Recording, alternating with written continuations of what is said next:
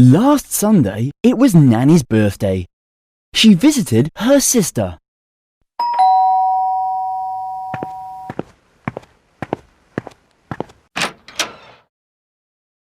Ooh.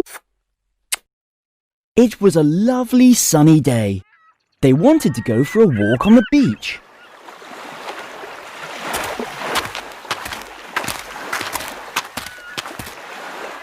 They walked to a big cave.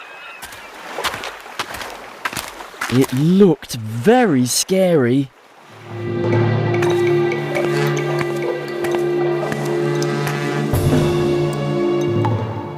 Inside the cave, they discovered a very big footprint. Is it a monster's footprint? I don't know. Suddenly, something jumped from behind a big rock.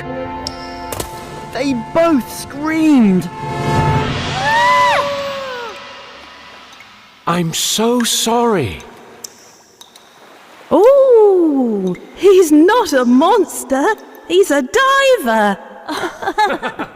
Oh.